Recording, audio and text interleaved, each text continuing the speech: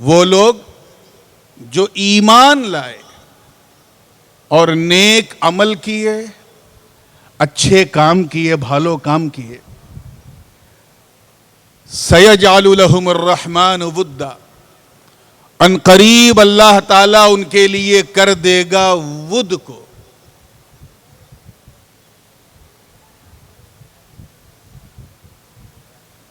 ایک چیز ہوتی ہے حب۔ کیا؟ حب۔ حب یعنی بھالو باسا، پیار، محبت، اور ایک چیز اس سے آگے بڑھ کے ہے ود۔ میں اس پر خاص توجہ چاہتا ہوں، بالکل خاص توجہ۔ حب اور ود میں ایک بڑا بنیادی فرق ہے۔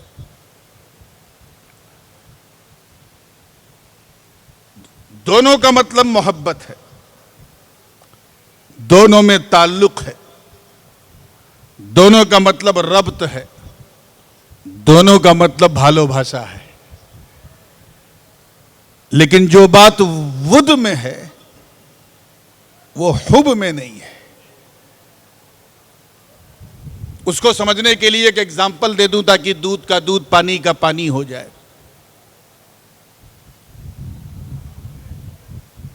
حب جو ہے، محبت، اس چیز سے بھی ہوتی ہے جسے وہ پسند کرتا ہے،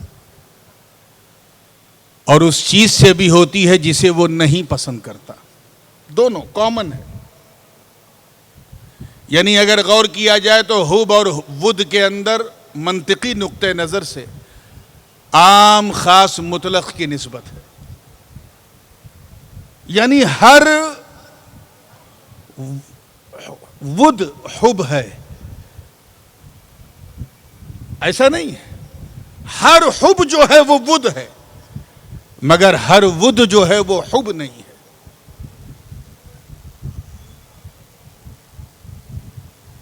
مریض کو دوا سے محبت ہوتی ہے، اسے معلوم ہے کہ اگر یہ دوا میں نہیں پیوں گا تو بیماری بڑھ جائے گی، مر جاؤں گا، مگر یہ وہ محبت ہے جو محبت اسے پسند نہیں ہے، مگر کرتا ہے کیونکہ جان عزیز ہے۔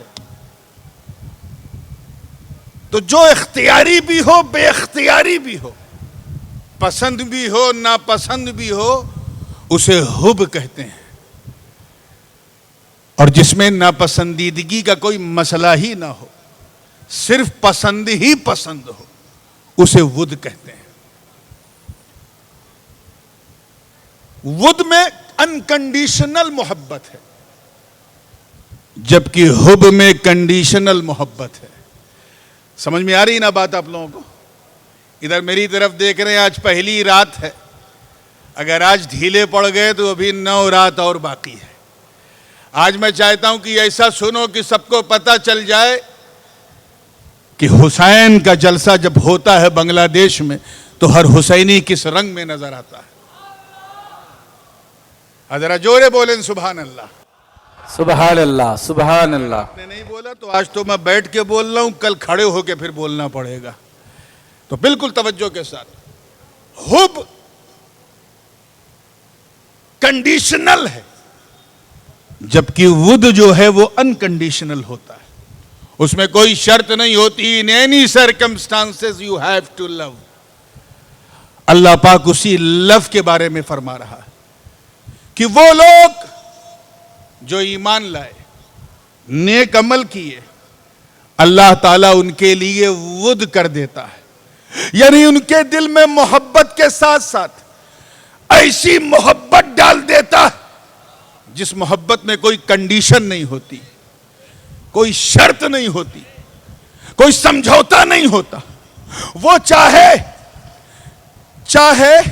مکے میں حالت بیچارگی والی محبت ہو تب بھی کرتے ہیں، بدر و احد، خیبر و خندق میں کرنی پڑے تب بھی کرتے ہیں۔ وہ ایسی محبت ہوتی کہ میدان بدر میں اپنے کافر رشتہ داروں کے خلاف تلوار اٹھا کر جب مجاہد نکلتا ہے تو عقل کہتی ہے سامنے رشتہ دار ہیں، मगर वुद अनकंडीशनल मोहब्बत कहती है कि रिश्तेदारी को न देख, मुस्तफा की वफादारी को देख। सुभान अल्लाह। नारे तकबीर, नारे रिसालत, शहादत करबला। इस पर मैं चाह रहा था कि आपकी खास तवज्जो रहे। अब मैं गुफ्तगू के रुख को एक तरतीब से लेके चलता हूँ और कोशिश की, मैं जानता हूँ कि उर्दू आपकी भाषा नहीं है, लेकिन आप समझेंगे नहीं, बूझेंगे नहीं, ऐसी आशा भी नहीं है, इसलिए कोई निराशा भी नहीं है। अल्लाह पाक सबके बारे में नहीं फरमा रहा है, उनके बारे में फरमा रहा है जो ईमान लाए और नेक अमल किए।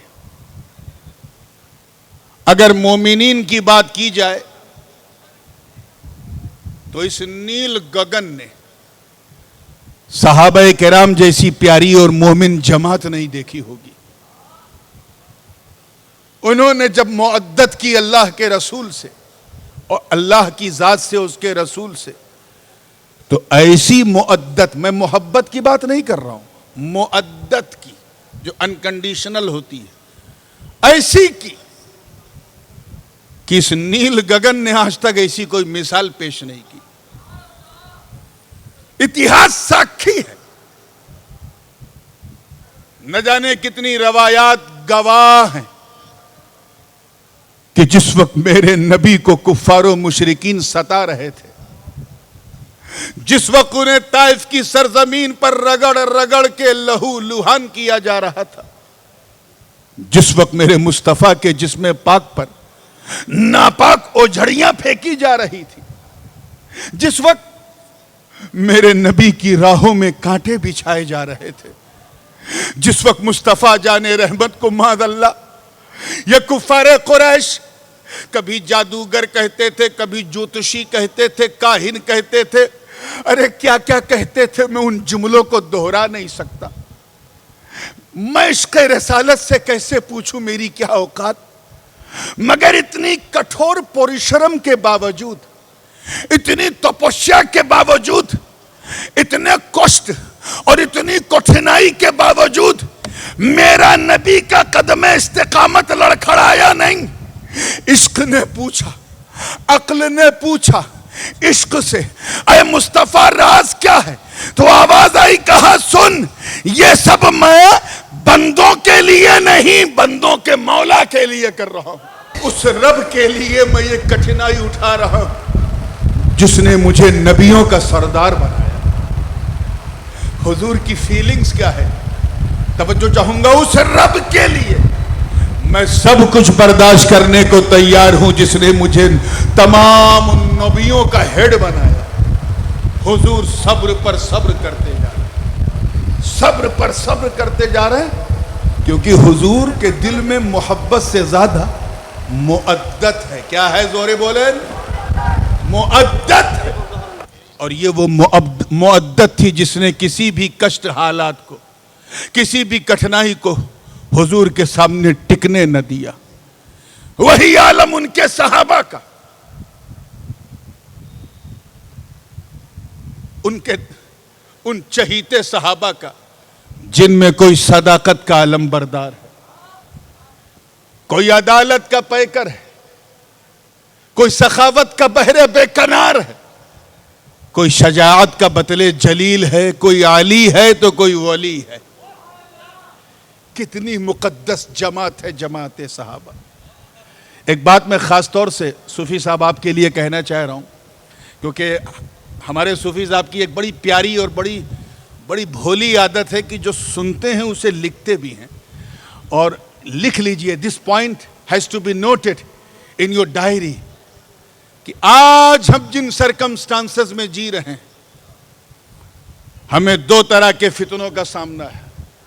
हज़रत देखिएगा, और मैं ये कहने से डरता नहीं, भय नहीं करता, न मैं भय करता हूं न मेरा बाप भय करता है, तो फिर आपको भी भय नहीं करना है। आज जिन सरकमस्टांसेस में हम जी रहे हैं, दो टाइप के लोग बहुत आम हैं। एक वो, तवज्जो, एक वो جو صحابہ کرام کا جب ذکر جمیل سنتے ہیں تو بے جھجک کہہ دیتے ہیں ارے یہ لوگ تو صرف صحابی کا ذکر کرتے ہیں، صرف صحابی کا کرتے ہیں، یہ خارجی ہیں، معاذ اللہ، نعوذ باللہ، الٹا سیدھا جو بھی منہ میں آتا ہے بولتے ہیں۔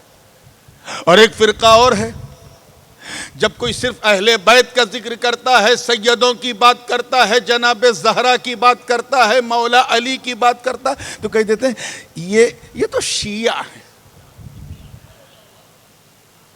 لیکن یاد رکھنا، آج کل یہ جو ٹرینڈ چل پڑا ہے، اس سے پرہیز کرنے کی ضرورت ہے۔ First of all you must know what is the definition of خارجیت، تاکہ کسی سنی کو خارجی کہتے وقت تجھے 70 بار سوچنا پڑے۔ خارجی ایک فرقہ ہے، حضور علیہ السلام کے ظاہری پردے کے بعد مارکیٹ میں آ گیا تھا، ظاہر نہیں ہوا تھا لیکن مارکیٹ میں آ گیا تھا۔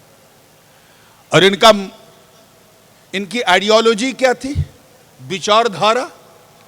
ان کی بچار دھارا یہ تھی کہ ان الحکم الا للہ، توجہ چاہوں گا، اللہ کے سوا کوئی حاکم نہیں۔ معاذ اللہ، جب ان سے کوئی کہتا تھا کیا نبی بھی حاکم نہیں، تو کہہ دیتے ہاں نبی بھی حاکم نہیں، معاذ اللہ، نعوذ باللہ من ذالک۔ ایسے گھٹیا لوگ، ان الحکم الا للہ، اللہ کے سوا کوئی نہیں، یہ کہتے تھے۔ حضور کے سامنے تو ان کی ہمت نہیں پڑی، لیکن دور عثمانی سے انہوں نے جو ہے اپنا پھیلاؤ شروع کیا، مصر سے شروع کیا، شام میں بھی شروع کیا، حد تو یہ ہے کہ مدینے میں بھی اس کے انڈے نظر آنے لگے۔ یہی کہتے تھے کہ ان الحکم الا للہ۔ حضرت علی نے اس مرض کو پہچان لیا تھا۔ کس نے؟ خیبر شکن نے، شاہ زمن نے، آفتاب نبوت کی دلکش کرن نے، ابو الحسن نے، علی ابن ابی طالب نے عراق کے نہروان میں ان سے جنگ کی۔ ہاتھوں میں قرآن لے کے کھڑے ہونے والی یہ خارجی جماعت، مولا علی نے جب ان کے خلاف تلوار اٹھائی تو اٹھا کر یہ پیغام دے دیا کہ اے لوگوں، یہ خارجی ہے، خارجی نان مسلم ہے، ان کے ہاتھ میں کتاب اللہ ہے، کتاب اللہ نہ دیکھو، سنت رسول اللہ دیکھو، اطرت رسول اللہ دیکھو، تائید رسول اللہ دیکھو۔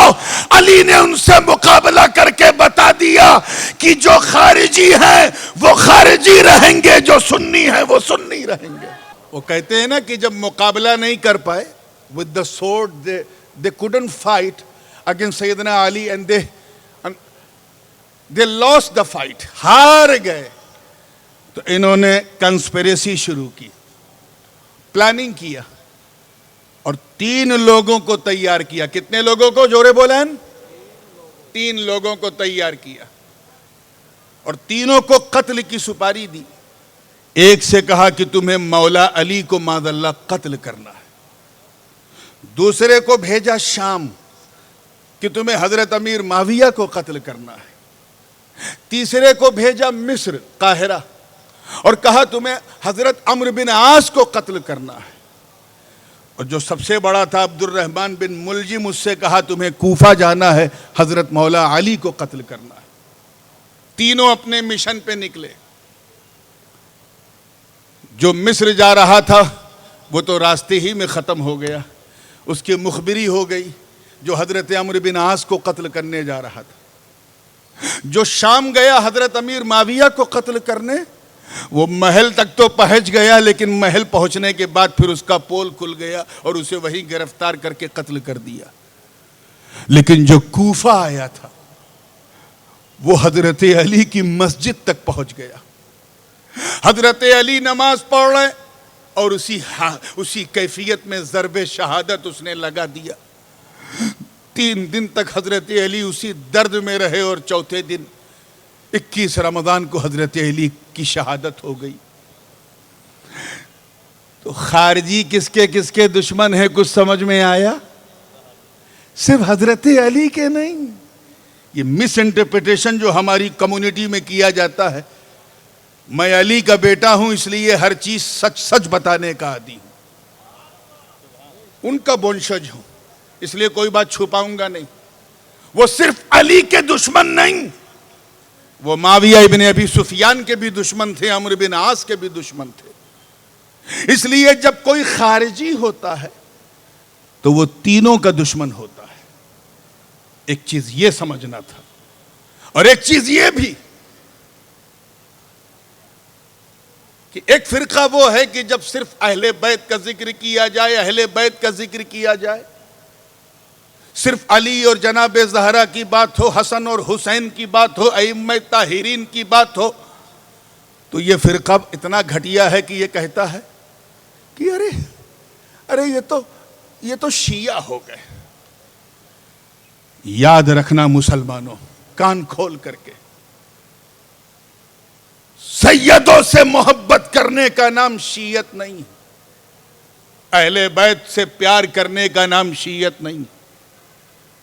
پیار کرنے والوں پہ تو ہر زمانے میں الزام لگا، حضرت امام اعظم ابو حنیفہ پر الزام لگا کہ آپ کیا صبح شام حضرت امام باقر اور امام جعفر کا ذکر کرتے رہتے ہیں، ان کی مدح کرتے ہیں، ان کی پرشنسا کرتے ہیں، ان سے بھالو بھاشا رکھتے ہیں، ان کو شیعہ کہنے لگے۔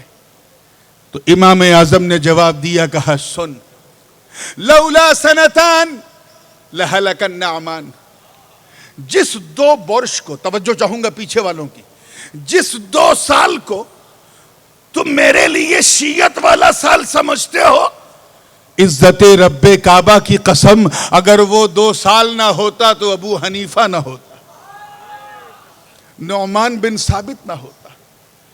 الزام لگانے والوں نے تو یہاں تک لگایا کہ حضرت امام شافعی رضی اللہ تعالیٰ عنہ ان کو بھی نہیں چھوڑا۔ حضرت امام شافعی کی عادت کریمہ یہ تھی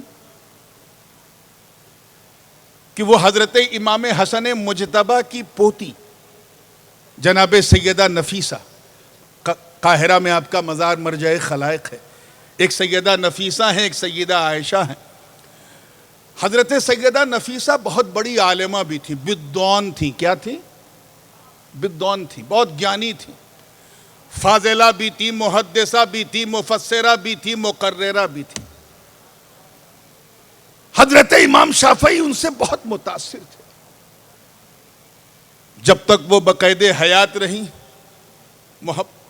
ان سے تعلق رہا، جب وہ پردہ کر گئی تو ان کی قبر کو نہ چھوڑا امام شافعی نے، اور فرماتے تھے کہ جب کسی مسئلے میں الجھ جاتا تھا، کوئی مسئلہ بہت کٹھن ہوتا تھا، سمجھ میں نہیں آتا تھا، تو میں سیدہ نفیسہ کے در پہ پہنچ جاتا تھا، مسئلہ شرل ہو جاتا تھا، آسان ہو جاتا تھا۔ اس غائب درجے کے عشق کو جب دیکھا مصر والوں نے تو کہا رے امام شافعی تو شیعہ ہو گئے، یہ تو شیعہ ہو گئے معاذ اللہ۔ پہنچتے پہنچتے یہ بات امام شافعی کے کان تک پہنچی، فرماتے سن، مجھے رافضی کہنے والوں سنو، مجھے شیعہ کہنے والوں سنو، فرماتے ہیں لو کان حب آل محمد رفضا فلیشہد الثقلان انی رافضی، اگر سیدوں سے، توجہ چاہوں گا، اولاد رسول سے بھالو باشا کرنے کا نام اگر رفض ہے، شیعت ہے، تو زمین و آسمان ساکھی ہو جاؤ، میں شیعہ ہوں، میں رافضی ہوں۔ یہ کون کہہ رہا ہے؟ سنیوں کا امام شافعی کہہ رہے ہیں۔ تو الزام لگانا آج کل بڑا آسان ہو گیا ہے، بہت آسان ہو گیا ہے۔ الزام لگانے والوں نے تو ہمارے امام اہل سنت، مجدد دین و ملت، دریائے رحمت، کنز الکرامت، جبل الاستقامت، حقانیت کی شان، سنیوں کی جان، احمد رضا خان، جورے بولیں سبحان اللہ، سبحان اللہ، تو والرضوان، ان کو بھی نہیں چھوڑا۔ میں جب بغداد میں پڑھتا تھا، اب یہ مجھے بہت اچھا لگ رہا ہے، انٹریکشن بھی ہو رہا ہے، آپ لوگ مجھے دیکھ رہے ہیں، علماء، میں آپ کو تو میں ایک اپنے آپ کو اوریٹر کم ٹیچر زیادہ محسوس کر رہا ہوں، اور بہت اچھا فیل ہو رہا ہے. توجہ چاہوں گا. اس زمانے میں ایک کتاب مجھے ملی, ایک عربی میں لکھی ہوئی تھی, امارات کا یعنی دبئی کا کوئی مصنف تھا, سلفی تھا, جماعتی تھا, اس نے لکھا. اور یقین جانے پوری کتاب کے اندر اس نے سارا زور اسی پہ لگایا کہ ثابت کر دوں کہ احمد رضا خان معاذ اللہ شیعہ تھے. کوشش کر ڈالی, ہر ورق کو سیاہ کیا. دلیل بھی ایسی گھٹیا دی اس ذلیل نے کہ کوئی بچہ بھی نہ مانے. جیسے اس نے کہا کہ امام احمد رضا فاضل بریلوی کا عشق جو تھا سیدوں سے, اہل بیت سے, وہ ایسا تھا جیسے شیعوں کا ہوتا ہے. اور مثال میں اعلیٰ حضرت کے اشعار کو کوٹ کیا. کہا دیکھیں, انہوں نے کہا تیری نسل پاک میں ہے بچہ بچہ نور کا, تو ہے عین نور, تیرا سب گھرانہ نور کا. تو ہمارا عقیدہ تو مصطفیٰ ہی کے نور کا نہیں ہے, اور ان کا بچہ کیسے نور کا, یہ تو شیعہ ہے. دوسرا اگزامپل دیا, کیا بات رضا اس چمنستان کرم کی, زہرا ہے کلی جس میں حسین اور حسن پھول, یہ شعر بھی اسے چبھا.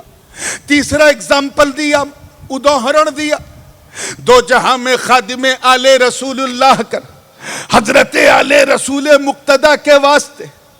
اور یہاں تک کہا کہ ان کا نام بھی شیعوں کی طرح, ان کا نام احمد رضا, بھائی کا نام محمد رضا, والد کا نام تقی رضا, دادا کا نام کاظم رضا, یہ سب ائمہ شیعہ کے نام ہیں. اب بتاؤ اے چٹوگرام کے غیور سنی حسنی حسینی مسلمانوں, ہے کوئی مائی کا لال جو امام احمد رضا کو بھی شیعہ کہے گا؟ لیکن ان بدعقیدوں نے کہا, ان سلفیوں نے کہا, ان جماعتیوں نے کہا. ان کے کہنے سے ہم سمجھ گئے کہ جو ایسی منشکتا, ایسی مینٹالٹی کے لوگ ہوتے ہیں وہ ایسا ہی کہتے ہیں. ارے جب انہوں نے امام اعظم کو نہ چھوڑا تو امام احمد رضا کو کیا چھوڑیں گے؟ اور ایک فرقہ اور بھی ہے,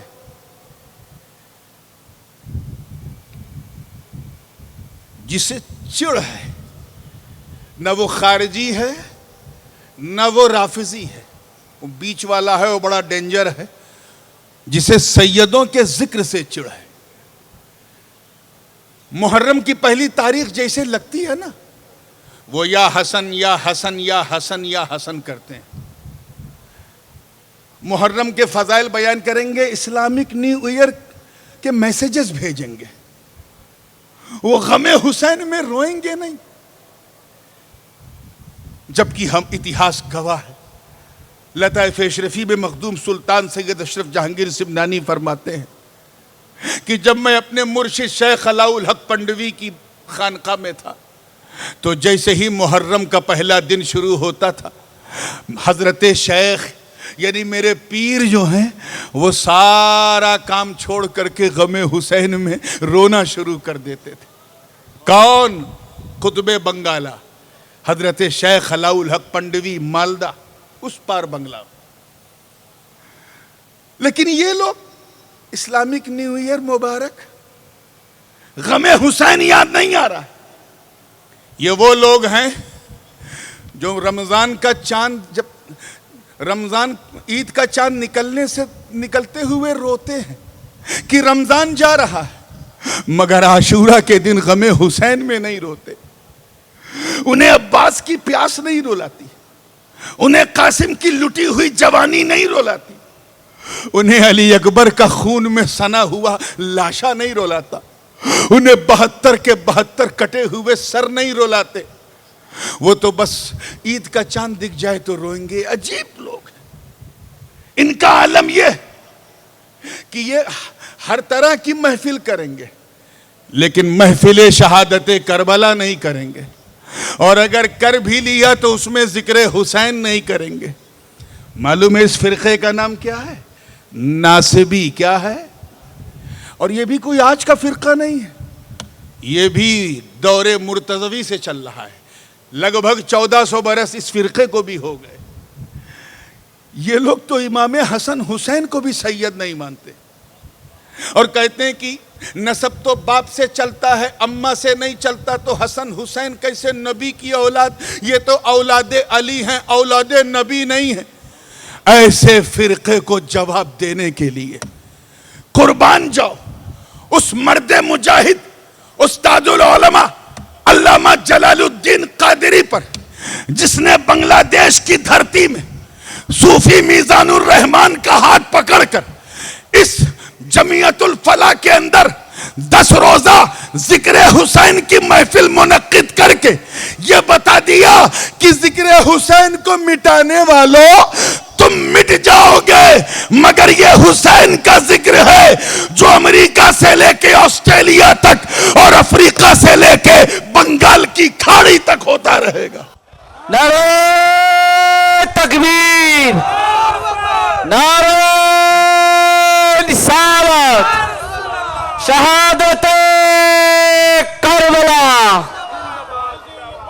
حضور تاج العلماء خطیب بنگال مولانا جلال الدین القادری الحاج صوفی محمد میزان الرحمان زندہ باد۔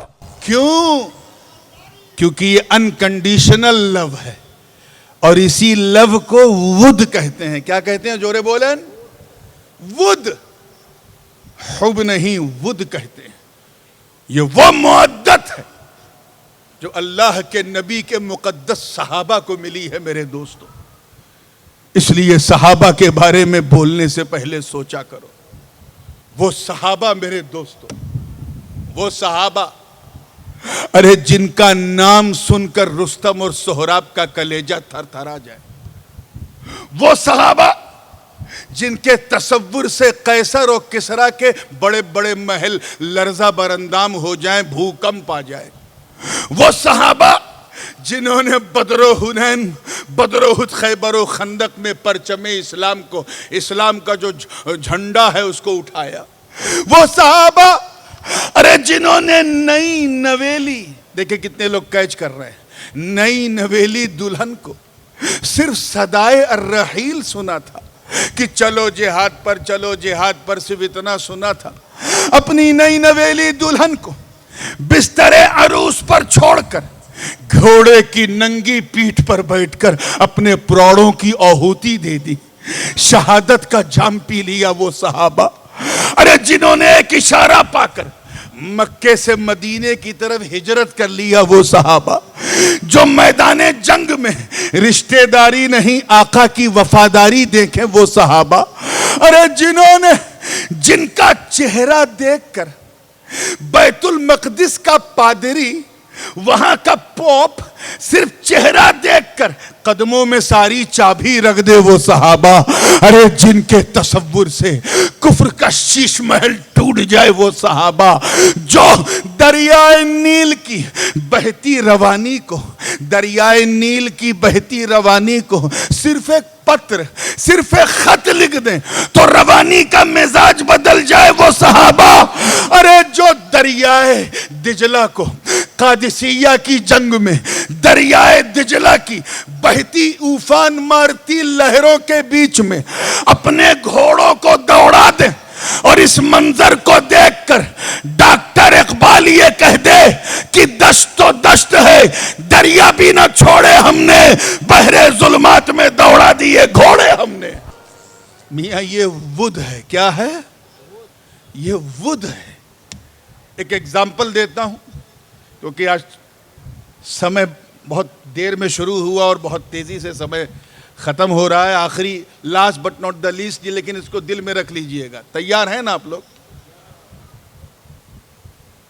ایک ایگزامپل دیتا ہوں۔ جنگ کا میدان سجا ہوا ہے، آپ نے بھی سنا ہوگا کہ جب کسی سے جنگ لڑی جاتی ہے تو لڑنے سے پہلے جاسوسوں کو ایکٹیو کیا جاتا ہے۔ جاسوس سمجھے؟ ہاں، گوئندہ، ہاں، ہڈن، ہاں، جاسوس اصل میں یہ اردو میں مستعمل ہو گیا ہے، یہ بھی عربک ورڈ، بہرحال تو جاسوس جو انسپیکٹر، جو انسپیکشن کرتے ہیں، بھیجا جاتا تھا کہ جاؤ دیکھو سامنے والے کی طاقت کیا ہے، کتنا اس کے پاس گھوڑا ہے، کتنا اس کے پاس تلوار ہے، کتنے اس کے پاس جودھا ہیں، سولجر ہیں، کتنے سپاہی ہیں، یہ بھیجتے ہیں، جانتے ہو نا۔ پھر وہ آ کے بتاتا ہے کہ اے بھائی ان کے پاس 5000 سپاہی ہیں، 500 گھوڑا ہے، 200 اونٹ ہے، 300 ہاتھی ہے۔ پھر وہ آ کے رپورٹنگ کرتا ہے، اس کے حساب سے پھر دوسرا جو گروہ ہے بیرودھیوں کا، وہ اس کے حساب سے پلان کرتے ہیں۔ آؤ ذرا صحابہ کا کردار دیکھو۔ کافروں نے جنگ سے پہلے انسپیکشن کے لیے کہ جاؤ ذرا پتہ لگاؤ مسلمانوں کی طاقت کیسی ہے، کتنے ان کے پاس سپاہی ہیں، کتنے گھوڑ سوار ہیں، کتنے اونٹ ہیں، کتنے ہاتھی ہیں، کتنے زیرہ ہیں، کتنے لوگ ہیں، ذرا پتہ لگاؤ۔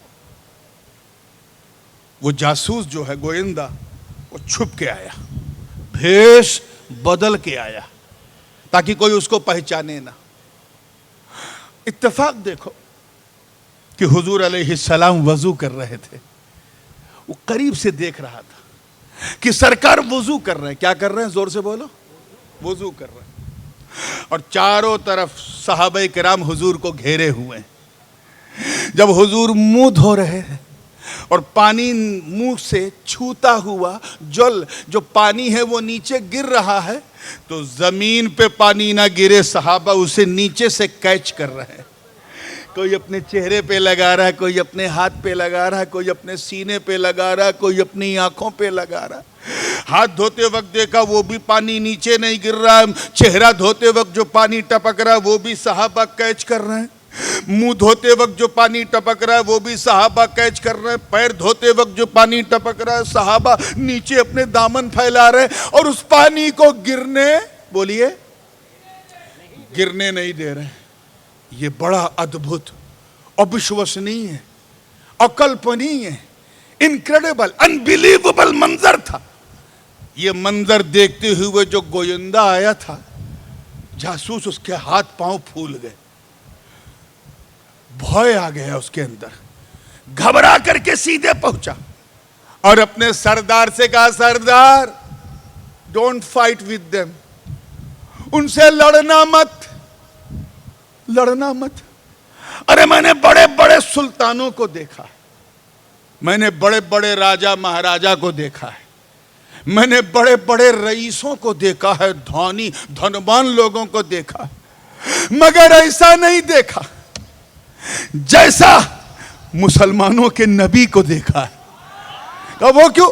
کہا میں نے دیکھا کہ مسلمانوں کے نبی وضو کر رہے ہیں، اور ان کے چاہنے والے، ان کے عاشق، ان سے ود رکھنے والے، محبت رکھنے والے، اس پانی کو دھرتی پہ، زمین پہ گرنے نہیں دے رہے۔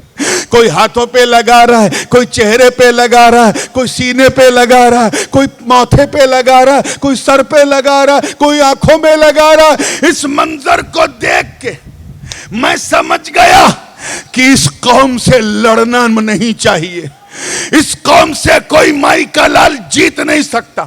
اے سردار لڑائی کینسل کر دے، کہ سب تیاری ہو چکی ہے؟ ارے کہا کینسل کر، ذرا دیکھ کہ جو قوم اپنے نبی کا بہتا ہوا، شریر سے بہتا ہوا پانی زمین پہ نہ گرنے دے، وہ قوم اپنے نبی کو وقت کیسے زمین پہ گرتا ہوا دیکھے گی۔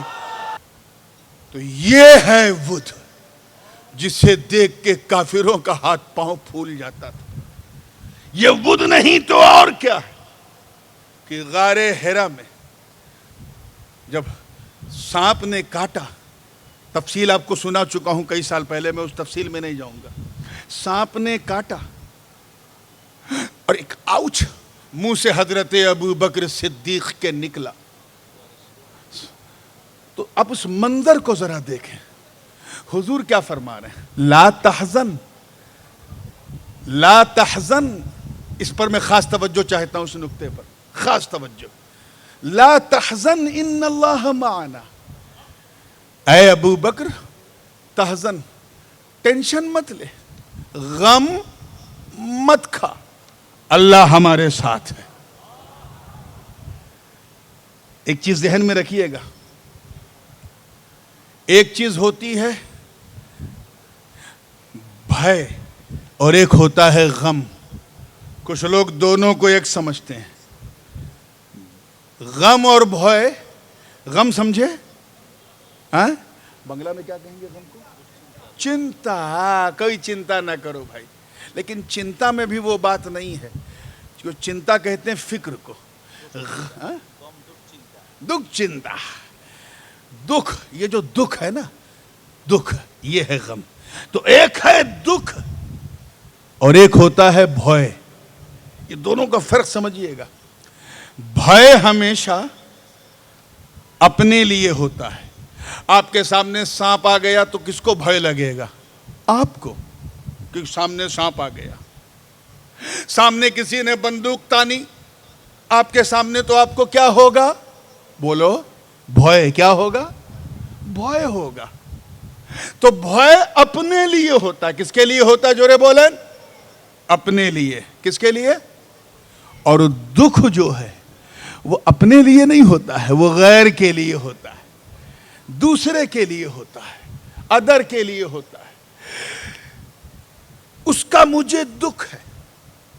میرا بیٹا فیل ہو گیا، دکھ ہے. کسی کا بھائی جاب نہیں ملی، دکھ ہے.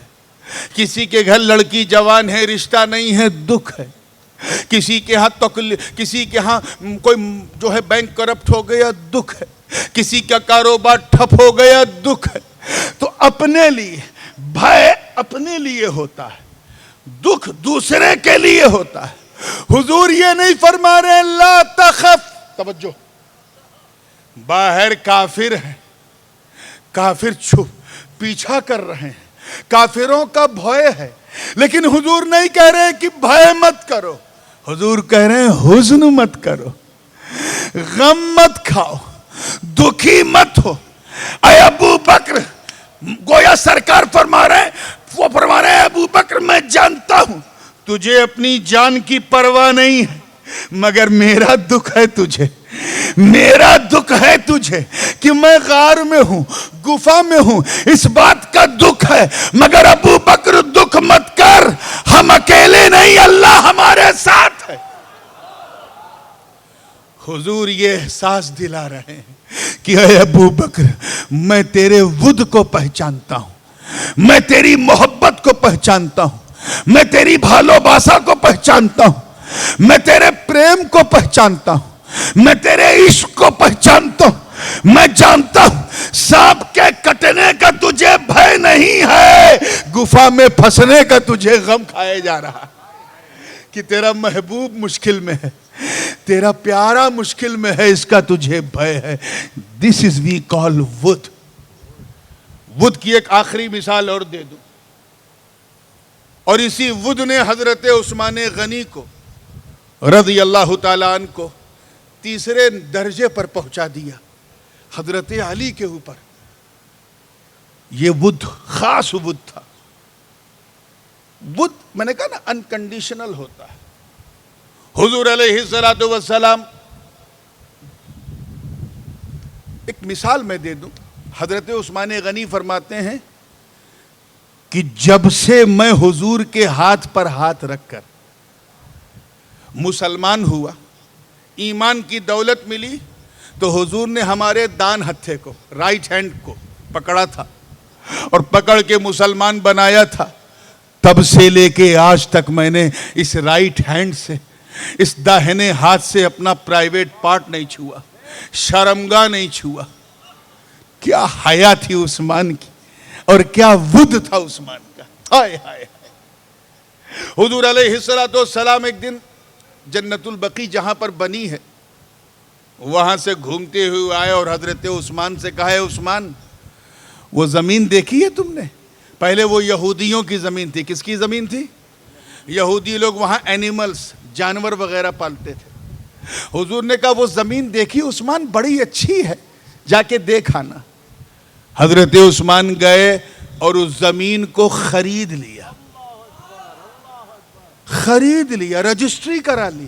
اللہ کر کے حضور کے سامنے وہ کاغذ رکھ دیا کہ سرکار جس زمین کو آپ نے کہا جا کے دیکھ لو بڑی اچھی ہے، میں اس کا کاغذ لے آیا ہوں۔ کہا عثمان میں نے یہ تو نہیں کہا تھا خرید لو، تو نے خرید لی؟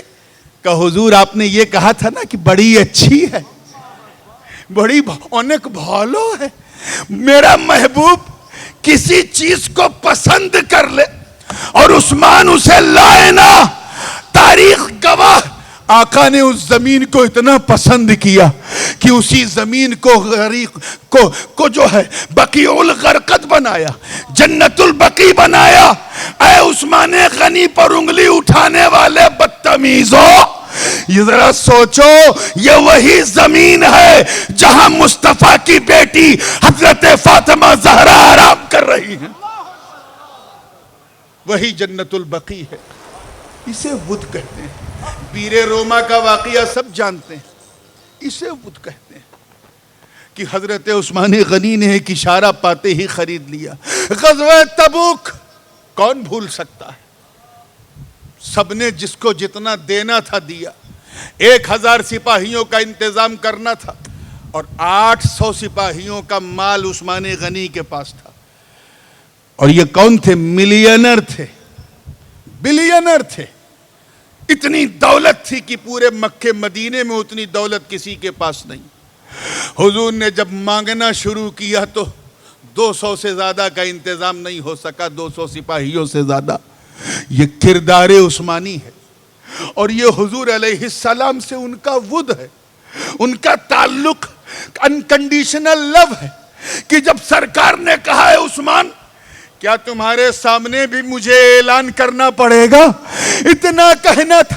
حضرت عثمان نے 1000 کے 1000 سپاہیوں کا جتنا خرچ ہے اپنے ذمے لے کے کہا اے مصطفیٰ جان رحمت، میں تو آپ کی خوشیوں کے لیے مال کیا اپنا تن من دھن سب لٹا سکتا ہوں، کیونکہ محبت کرنا اور ہے، معدت کرنا اور ہے۔ اس معدت کو یاد رکھنا۔ انشاءاللہ تعالی ٹمارو میں کوشش کروں گا کہ 5-10 منٹ اور پہلے آ جاؤں تاکہ تلاوت سے پہلے پہنچ جاؤں، اور اس کے بعد پھر ایک لمبی گفتگو میں حضرت صوفی صاحب سے خصوصی طور پہ کہوں گا۔ آج میں نے نعت نہیں پڑھی ہے، کل نعت بھی پڑھوں گا انشاءاللہ۔ آئندہ کال ہم دل بو کے سنیں گے۔ اس معدت کو اور ڈیپلی سمجھنا ہے، کیونکہ اللہ تعالیٰ نے اپنے محبوب سے جب کہلوایا کہ اپنے چاہنے والوں سے مانگو تو کچھ اور نہیں الا المودۃ فی القربہ، تو اپنے گھر والوں کی مودت مانگی ہے، محبت نہیں۔ اس کی سگنیفیکنس کیا ہے انشاءاللہ تعالی کل تفصیل سے بیان کروں گا۔ وآخر دعوانا ان الحمدللہ رب العالمین۔ السلام علیکم۔